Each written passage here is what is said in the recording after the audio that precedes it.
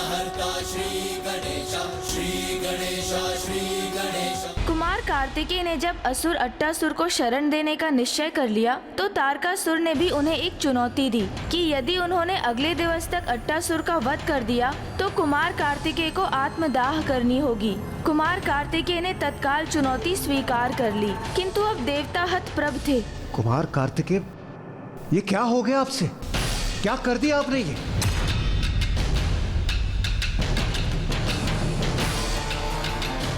वही हो गया जिसके प्रति स्वयं श्री हरि नारायण ने मुझे सावधान किया था। तारकासुर ने अपना कपट जाल बुना और मैं उसमें उलझ गया। संदेह तो मुझे उसी समय हुआ था जब यह असुर यहां पर आया था कि अवश्य इन असुरों की कुछ चाल है इसके पीछे। यह षड्यंत्र रचा है तुमने? नहीं नहीं, मैंने कोई षड्यंत्र नहीं किया। मेरा विश्वास कीजिए, तारकासुर कुमार कार्तिकेय को ऐसी चुनौती देंगे ये मुझे ज्ञात नहीं था। मैं तो यहाँ शरण लेने ही आया था। अच्छा, तो प्राप्त हो गया तुम्हें शरण? सुरक्षित हो गए तुम, जिस कारण तुमने कुमार कार्तिकेय को संकट में डाल दिया। ये तुच्छ असुर हमारा चिर शत्रु, आज हम इसकी सुरक्षा करने के लिए ही प्रतिबद्ध हो गए। हमारा लक्ष्य है तारकासुर का वध करना, किंतु अब हमें इस तुच्छ से असुर की सुरक्षा करने के लिए अपना ध्यान बटाना होगा। बस बहुत हुआ देवगण। मुझे विश्वास है अट्टासुर ने कोई षड्यंत्र नहीं किया है, अपितु तारकासुर ने अपनी कपट योजना में एक कठपुतली के समान उसका प्रयोग किया है। ऐसी कपटी योजना जिससे उसने हम सभी देवताओं को, विशेष रूप से आपको, अपने जाल में उलझाकर बहुत बड़े संकट में डाल दिया। फिर भी हम इस दुष्ट को शरण देने पर विवश हैं। हम देवता हैं देवगण। जय पराजय से परे धर्म का अनुसरण करना हमारा परम दायित्व है।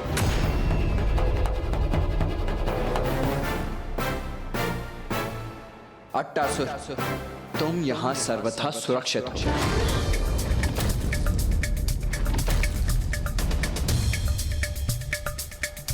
समस्त देवता अब अट्टासुर द्वारा किए गए उसके कृत्य पर क्रुद्ध हो उठे थे, क्योंकि अट्टासुर के कारण ही उनका लक्ष्य बट गया था। देवताओं की मनोदशा देख अट्टासुर भी अब ग्लानि से भर उठा और फिर इस प्रायश्चित के लिए उसने अपने प्राणांत का निश्चय कर लिया। किंतु अट्टासुर की रक्षा के लिए वचनबद्ध कार्तिकेय ने उन्हें तत्काल जाकर रोका और फिर देवताओं को भी इसके लिए मना लिया।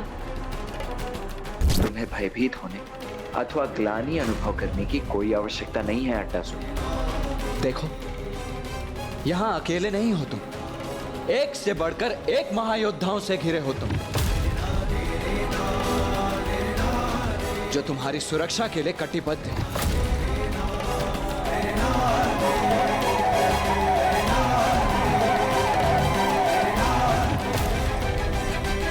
अब एक ओर जहां कुमार कार्तिकेय देवताओं को साथ लेकर अट्टासुर की रक्षा के लिए प्रतिबद्ध थे, वहीं दूसरी ओर तारकासुर उस चुनौती में विजयी होने की अपनी पूरी तैयारी में जुट चुका था। हंतक, हंतक।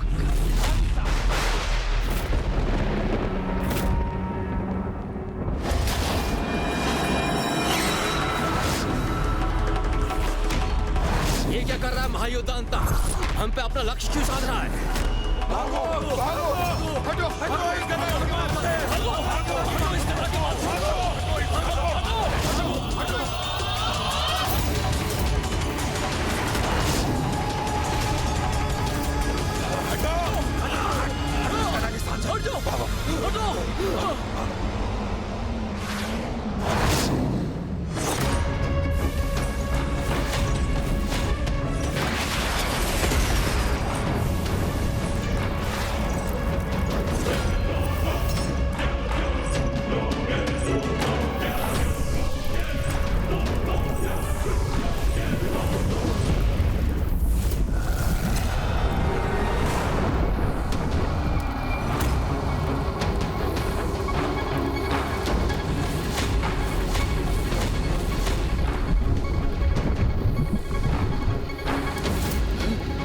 कैसा भीषण भूकंपन है ये, अत्यंत भयंकर है इसकी ये गदा।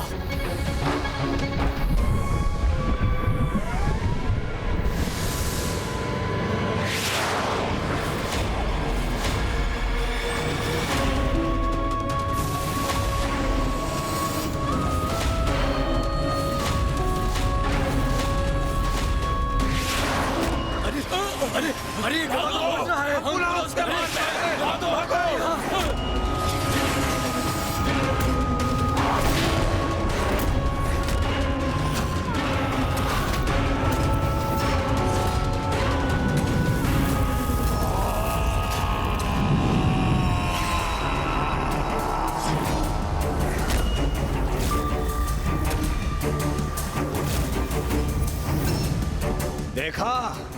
देखा तुम सभी ने कितना अद्भुत सामर्थ्य है हंतक का।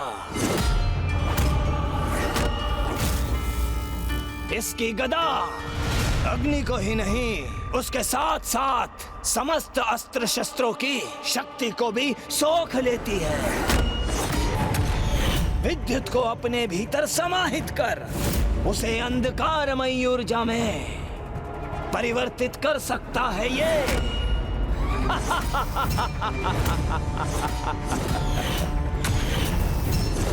और इस सब से अधिक सृष्टि में जीवन की स्रोत सूर्य की ऊर्जा, उसे भी सोख सकता है ये। अद्भुत, अद्भुत, अदम्य।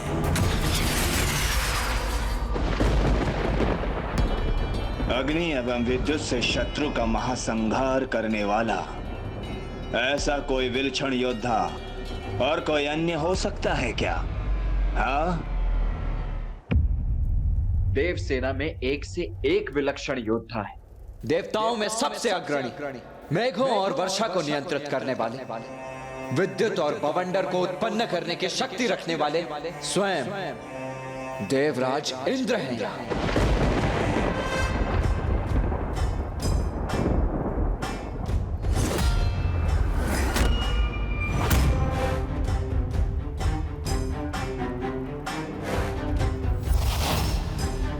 देवराज इंद्र हूं मैं।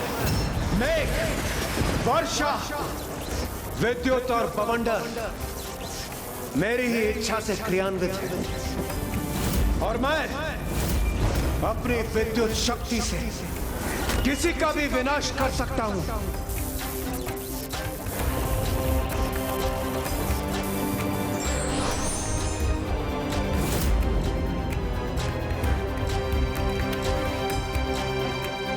और ये सूर्य देव समस्त जीवन को उष्णता प्रदान करते हैं। ये ओम आदित्याय विद्महे सहस्त्रकिरण्य धीमहि तन्नो सूर्य प्रचोदयात्। ओम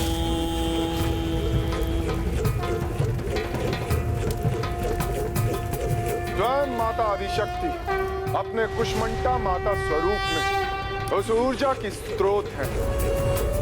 मेरी ऊर्जा जीवनदायिनी तो है ही, किंतु उसके प्रभाव में वृद्धि कर मैं उससे सब कुछ भस्म भी कर सकता हूं।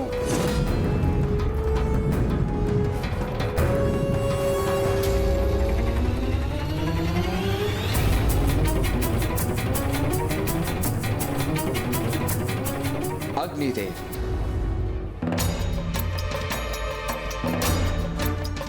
मैं अग्निदेव, मैं पंचभूत तत्वों में से एक हूं। सभी जीवों में मेरा अंश व्याप्त है, किंतु मैं किसी में भी प्रकट होकर उसे भस्म भी कर सकता हूं।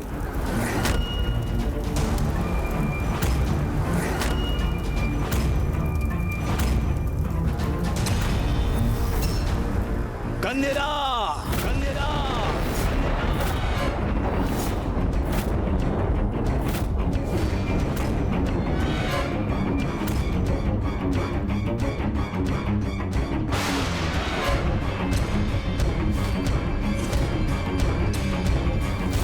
आज्ञा दीजिए महाराज।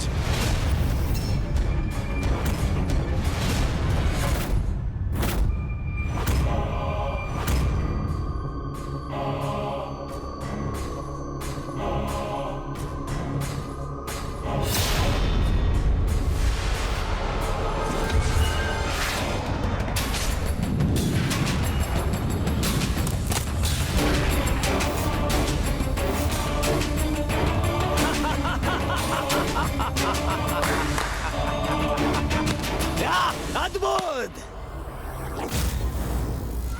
कंदिरा, दिखाओ इन्हें जल में तैरती हुई मीन के नेत्र कैसे भेदते हैं। दिखाओ।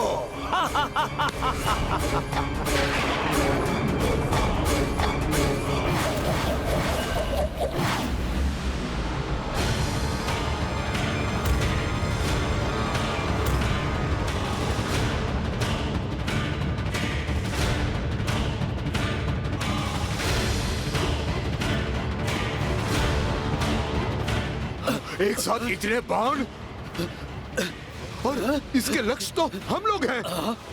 हम लोग भी नष्ट हो जाएंगे।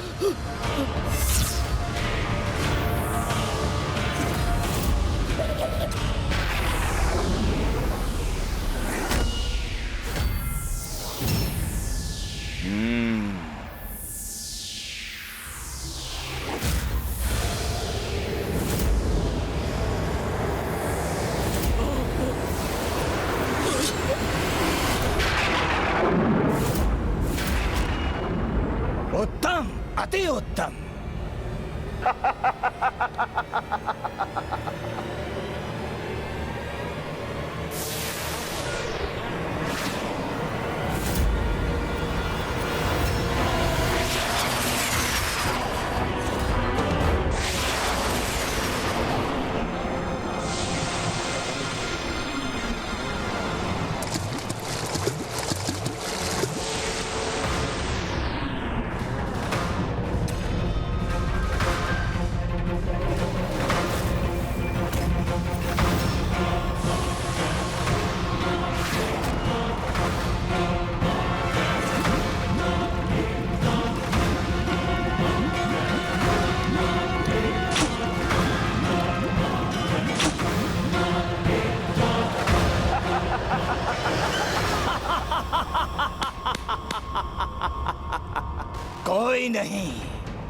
कोई नहीं टिक सकता कंदिरा के समक्ष, कोई भी नहीं।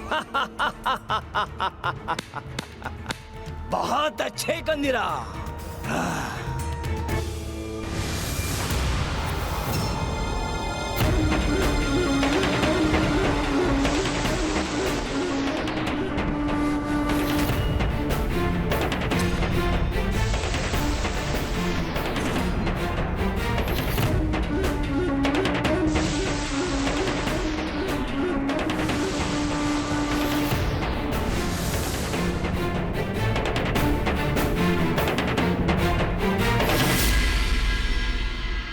कंदिरा, मेरा द्वितीय महायोद्धा सेनापति, अद्भुत अद्भुत धनुर्धारी है ये, जो अपने स्वर संकेत से अपने बाणों को नियंत्रित कर अपनी इच्छा अनुसार अपने बाणों को रोक सकता है, दिशा परिवर्तित कर सकता है उनकी, संपूर्ण सृष्टि के जल को सोख सकते हैं इसके बाण। इतनी शक्ति है इसमें। सृष्टि के समस्त जल तत्व, चाहे वो किसी के शरीर में हो अथवा उन्मुक्त, उसी से सृष्टि पर हाहाकार मचा सकता है मेरा जलासुर। तुम्हारी इस शक्ति का सामना कौन कर सकता है, हा? बताओ। मुझे अनुमति दीजिए देव सेनापति।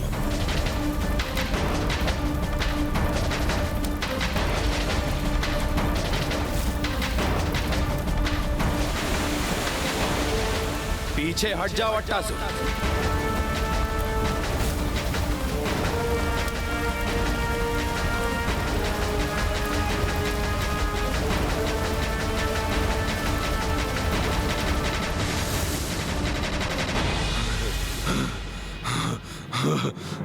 आपको कोटि कोटि धन्यवाद वरुण देव।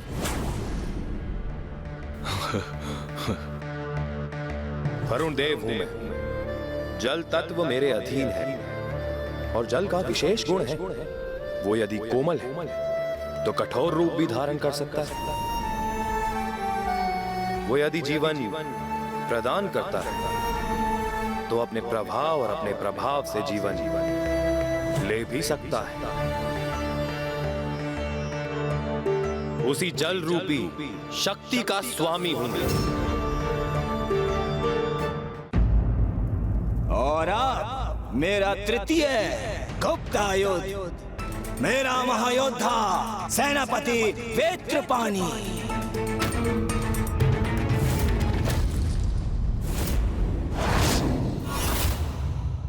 आज्ञा दीजिए महाराज। दिखाओ इन्हें क्या कर सकते हो तुम।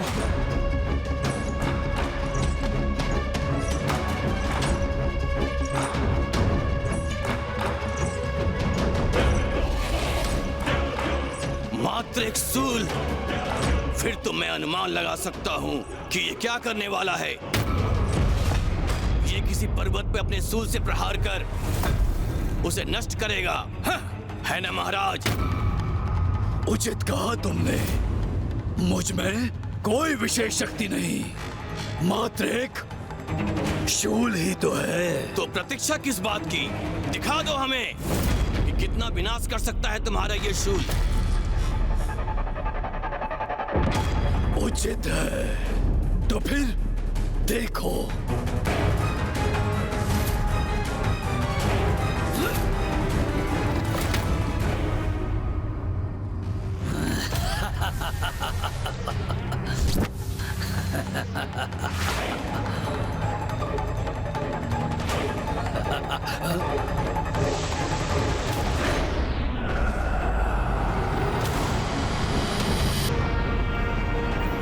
अरे ये शूल भी तो हमारी ओर आ रहा है।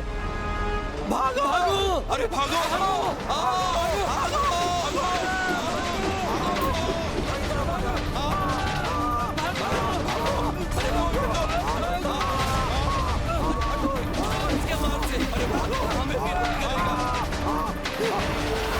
अरे हटो, अरे हटो इसके मार से, अन्यथा हमें भी हाथ करेगा। अरे हटो इसके मार से, अन्यथा हमें भी हाथ करेगा।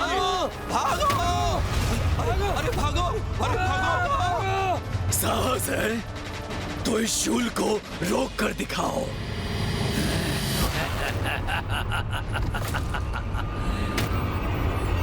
अभी रोकता हूं मैं तुम्हारे इस शूल को।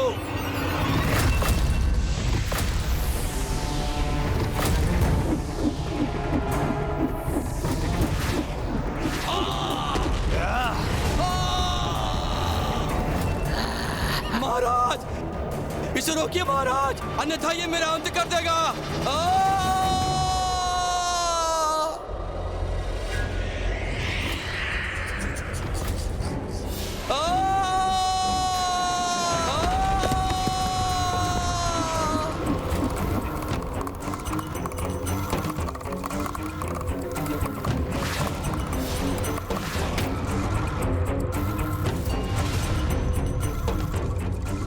अद्भुत, अपने दंत में पकड़कर रोक लिया शूल को। एक बार ये गतिमान हुआ तो एकमात्र मैं ही अपने दंत से इसको रोकने में सक्षम हूं। और जब तक इसे मैं ना रोकूं, इसे कोई नहीं रोक सकता, त्रिदेव भी नहीं।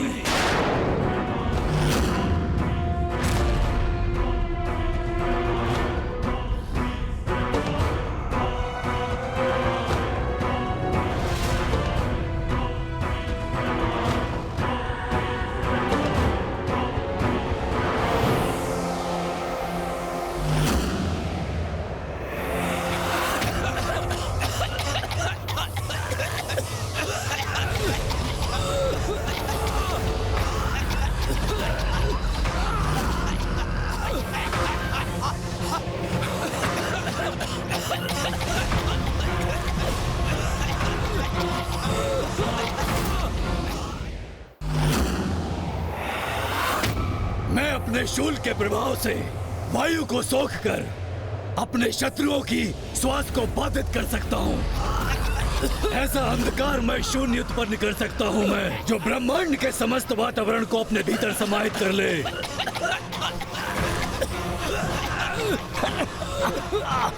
बस करो वेत्रपानी, बस।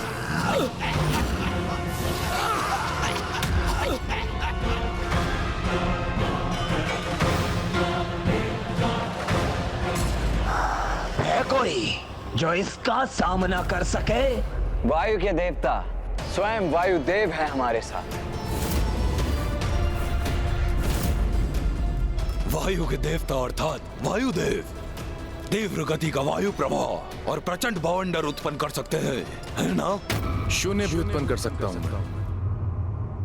जिस वातावरण में तुम स्थित हो वो वायु मेरी ही तो है। उस वातावरण को वायु से रिक्त कर इस समस्त ब्रह्मांड को वायु विहीन कर सकता हूं। और यदि श्वास बाधित हो गए तो ये तो प्राणार्थ हो जाएगा।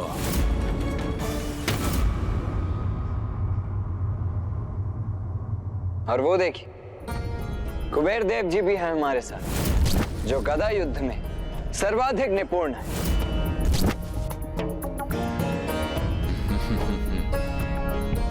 और अब मेरा चतुर्थ और अंतिम महायोद्धा बहुका।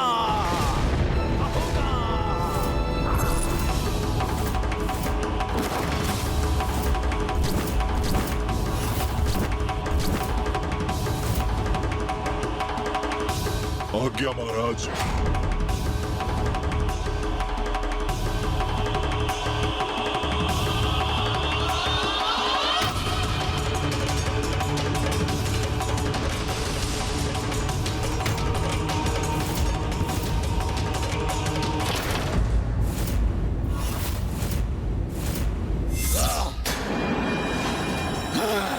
दोनों ओर से युद्ध की तैयारी पूर्ण हो चुकी थी। अब उस महायुद्ध के आरंभ होने का समय आ चुका था, जो देवताओं और असुरों का भाग्य नियत करने वाला था।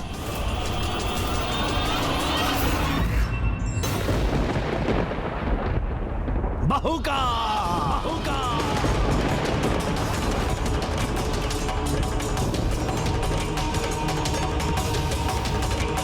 तुम सब साथ मिलकर मुझे मेरे स्थान से हिला के दिखाओ।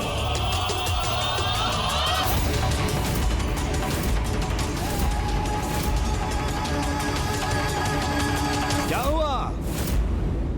चलो आगे बढ़ो।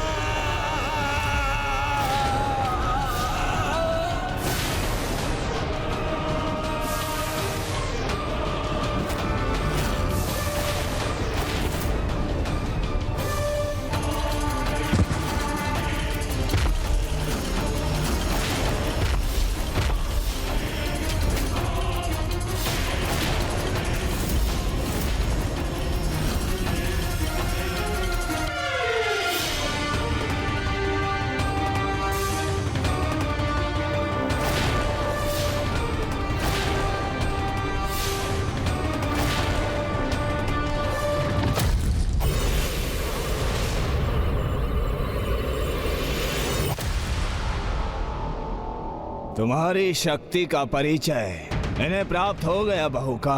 अब अपनी दूसरी शक्ति का भी प्रदर्शन करो। तुम नहीं, तुम वहीं रुको।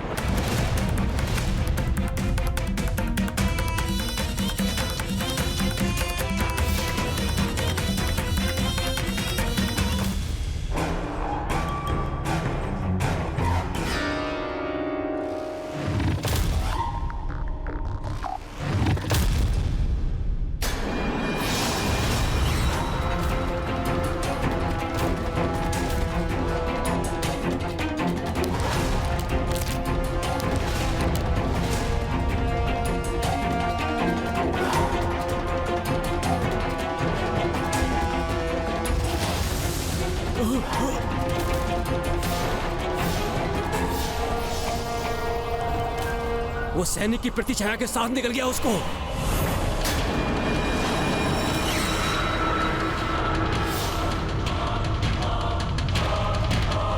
बहुका, मेरा शक्तिशाली सेवक, असंख्य हाथों वाला, संपूर्ण ब्रह्मांड को ढकने की शक्ति है जिसमें, वो बहू का किसी भी मनुष्य, असुर अथवा वस्तु की प्रतिछाया को खींचकर उसको अपना आहार बना सकता है। वो मेरे ये असुर मेरे नेतृत्व के अंदर ये युद्ध जीत के रहेंगे। और हमारा नेतृत्व कर रहे हैं जगत पिता महादेव और जगत जननी माता पार्वती के पुत्र कुमार कार्तिकेय।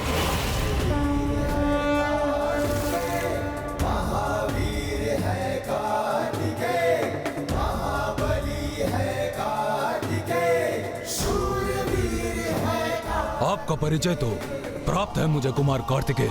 आप एक अत्यंत कुशल योद्धा ही नहीं, अपितु अपनी कुशाग्र बुद्धि से आप शत्रु के बजाय किसी भी जाल को नष्ट करने का सामर्थ्य रखते हैं। तो अब तो तुम्हें ज्ञात हो गया ना अट्टासुर, कि यहाँ तुम्हें चिंता करने की कोई आवश्यकता नहीं है।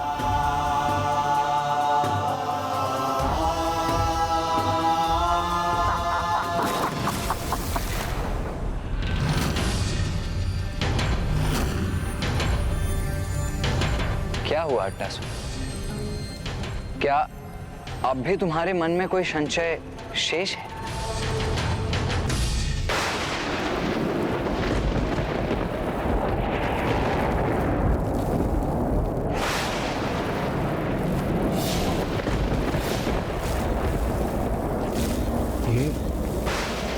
ये आकाश में अग्निपुंज कैसा?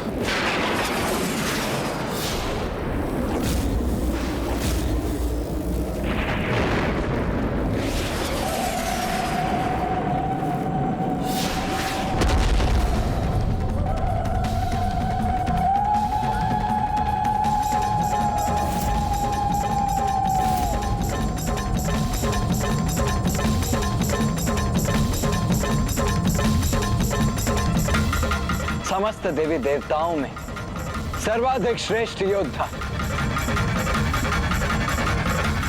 प्रणाम वीरभद्र जी, प्रणाम माता महाकाली। कुमार कार्तिकेय, तुम एक अत्यंत कुशल योद्धा हो, ये तो तुम प्रमाणित कर चुके हो। किंतु अपने शत्रु को शरण देकर तुमने ये दर्शा दिया कि तुम्हारा हृदय संघारक का नहीं अपितु संरक्षक का है। ये तो मेरा कर्तव्य है वीरभद्र जी। माता और पिता से मुझे यही सीख मिली कि कभी भी किसी असहाय शरणागत को निराश नहीं करना चाहिए।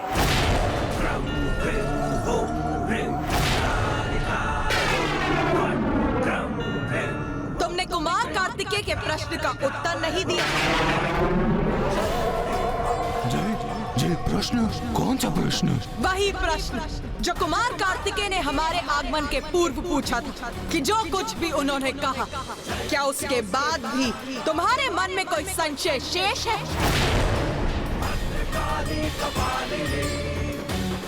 उत्तर दो, अभी भी कोई संशय है क्या तुम्हें? मुझे आपकी और देवताओं की शक्ति पर संदेह नहीं। मेरी चिंता का कारण तो तारकासुर है। नैतिकता से रिक्त कपट बुद्धि का स्वामी है वो,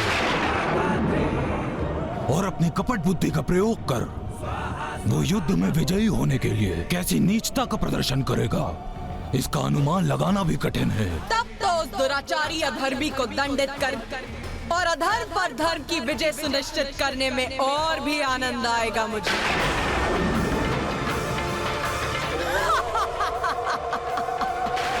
हर हर महादेव, हर हर महादेव, हर हर महादेव, हर हर महादेव, हर हर महादेव, हर हर महादेव, हर हर महादेव, हर हर महादेव।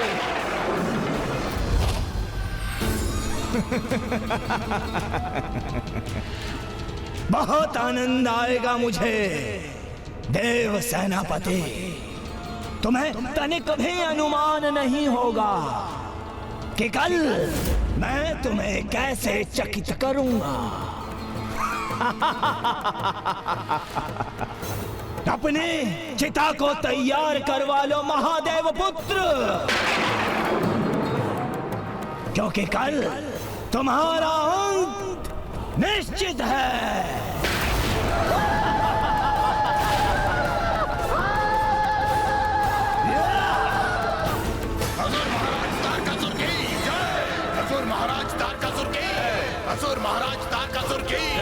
असुर महाराज तारकासुर के, असुर महाराज तारकासुर के। अब बुराई पर अच्छाई हेतु वो महायुद्ध शीघ्र आरंभ होने वाला था। वो युद्ध जो दुर्बल असहाय जीवों को अत्याचारी के आतंक से मुक्त कराने के लिए होने वाला था। वो युद्ध जिसकी देवताओं को बड़ी अधीरता से प्रतीक्षा थी। वो युद्ध जिसके लिए कुमार कार्तिकेय का जन्म हुआ था।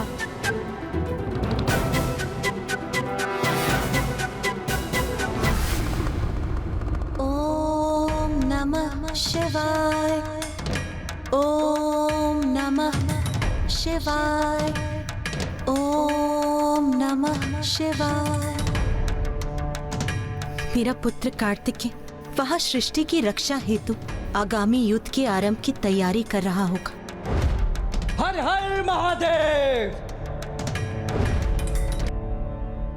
ओम नमः शिवाय, ओम नमः शिवाय।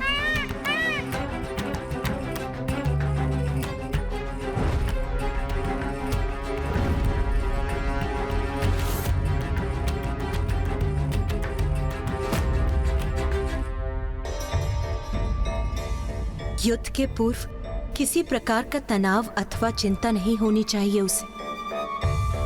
कदाचित चिंता रहित होने के लिए उसे मुझसे मंत्रणा करने की इच्छा हो, किंतु मैं तो उससे दूर यहाँ।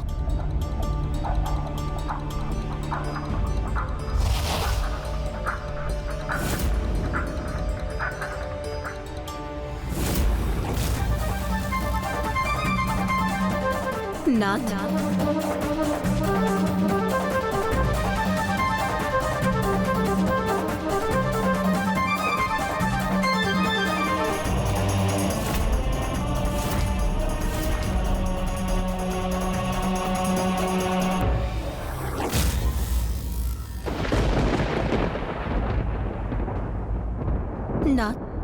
नाथ, आज मेरा पुत्र, मेरा कार्तिकेय अपने जीवन का सबसे भीषण संग्राम करने जा रहा है, वो भी उस दुष्ट असुर तारकासुर के साथ।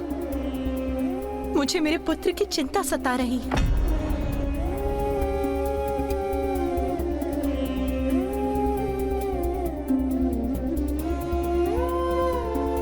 क्या आपको वास्तव में विश्वास है कि आपका पुत्र पूर्ण रूप से तैयार नहीं?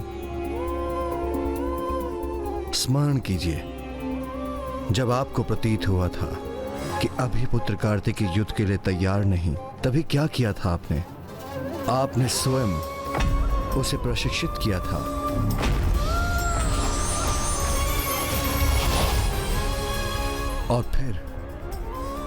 और जब आप उसके प्रशिक्षण के उपरांत उसकी योग्यता, उसके सामर्थ्य के प्रति आश्वस्त हुई थी, तभी उसे देव सेनापति के पद पर नियुक्त किया गया था। पुत्र कार्तिकेय महादेव का अंश है, जगत जननी देवी पार्वती का पुत्र है वो। आप उसकी मां हैं और संतान के लिए मां का चिंतित होना तो स्वाभाविक है, किंतु स्मरण रखिए कि कार्तिकेय का जन्म एक अत्यंत महत्वपूर्ण एवं विशेष उद्देश्य के लिए हुआ है। और वो विशेष उद्देश्य है तारकासुर का वध। अभी तक अपने मार्ग की समस्त बाधाओं को सफलतापूर्वक सामना कर कुमार कार्तिकेय ने उस उद्देश्य के लिए अपनी योग्यता को प्रमाणित किया है। इसलिए अब वो जब अपने जन्म के प्रयोजन को सिद्ध करने के इतने निकट है, तो उसकी योग्यता और तैयारी के लिए अपने मन में संशय मत रखिए, क्योंकि आपके संशय और चिंता का आभास उसे विचलित करेगा। पुत्र कार्तिकेय द्वारा अपने कर्तव्य को निभाने में उसका बल बनिए पार्वती, दुर्बलता नहीं। आज आपका पुत्र आपके ही अन्य संतानों को तारकासुर की दुष्टता से मुक्त कराने के लिए अग्रसर हो रहा है। इसलिए उसकी चिंता त्याग कर उसे आशीष प्रदान कर उसे बल दीजिए कि वो अपने कार्य को सफलतापूर्वक संपन्न कर सके।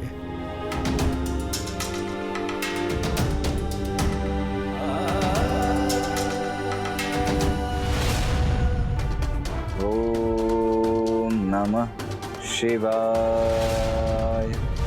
ओम नमः शिवाय। ओम नमः शिवाय।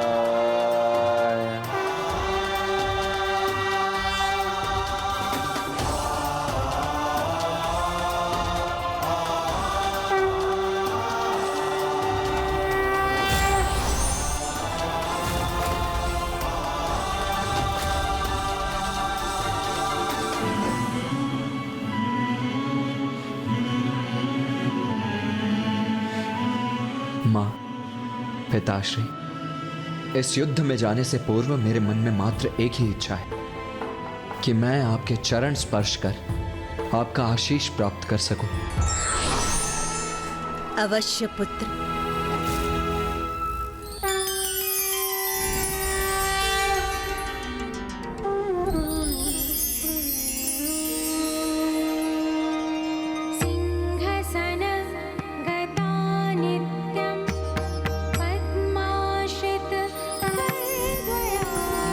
विजय भव पुत्र।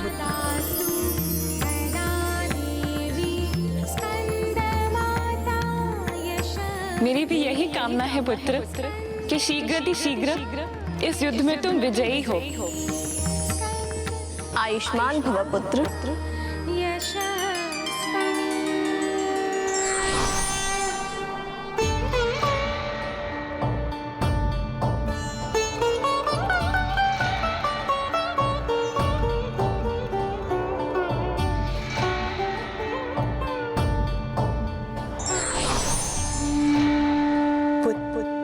नियति ने तुम्हें जो कर्तव्य सौंपा है उसे संपन्न करो।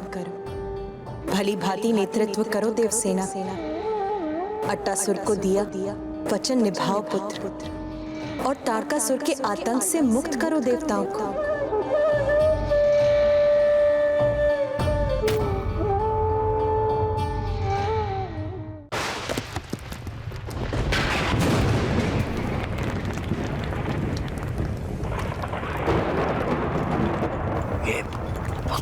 कैसे उत्पन्न हो रहा है?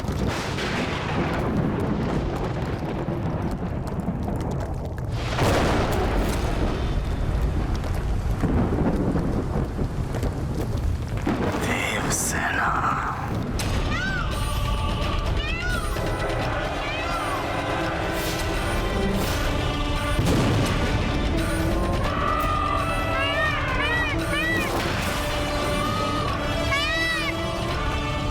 सभी महायोद्धाओं और सैनिकों को आहत में एकत्रित करो अभी।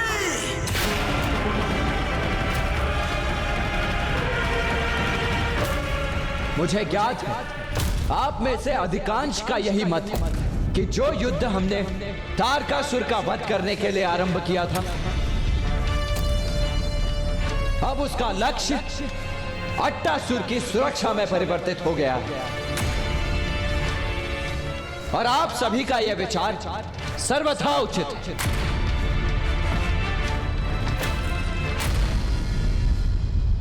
मैंने चुनौती दी है उस कुमार कार्तिकेय को।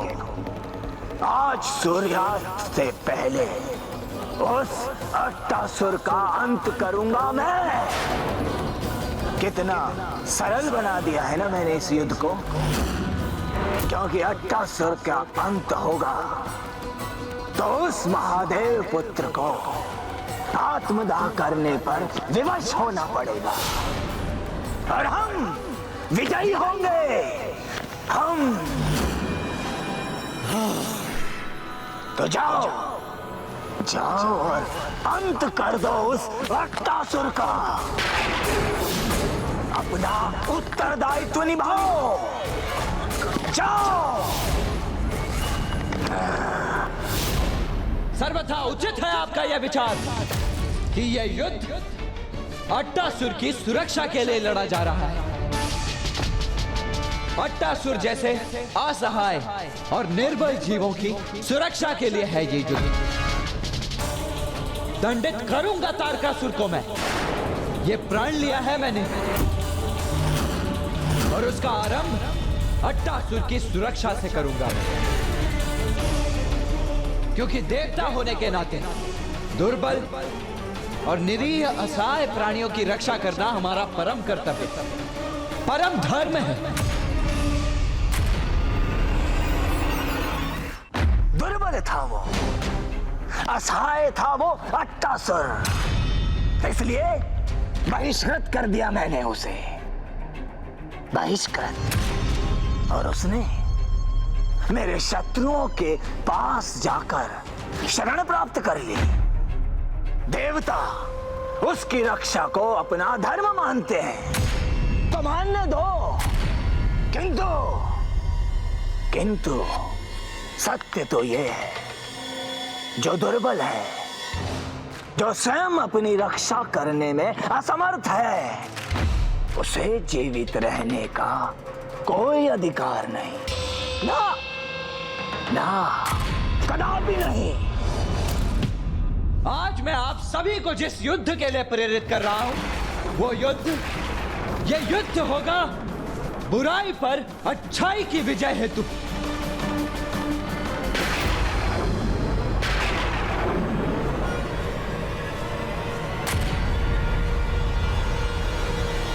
हर हर महादेव, हर हर महादेव, हर हर महादेव, हर हर महादेव, हर हर महादेव, हर हर महादेव। मेरे लिए युद्ध करो, क्योंकि तुम्हारा कवच बन सदा तुम्हारी रक्षा करूंगा मैं, और संपूर्ण सृष्टि में असुरों का आधिपत्य स्थापित करूंगा मैं। और फिर कहीं कोई देवता किसी असुर का अपमान नहीं कर सकता।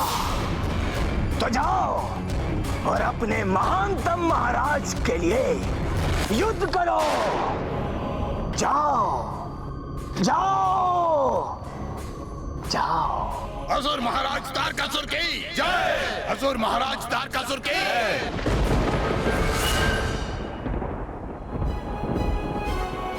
दोनों ओर की सेना में एक से एक भीषण योद्धा थे, किंतु देव सेनापति के पास युद्ध करने का बेहतर उद्देश्य भी था और एक विशेष रणनीति भी, जो इस युद्ध में पहली बार किसी ने देखी थी।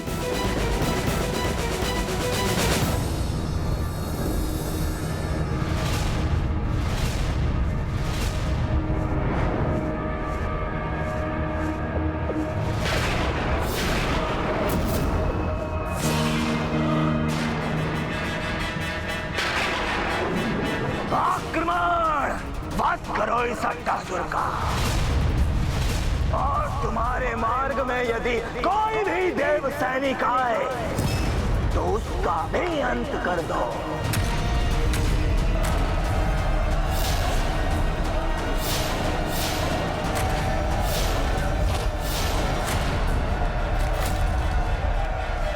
सावधान देव सेना, सभी अपने नियत स्थान ग्रहण करें।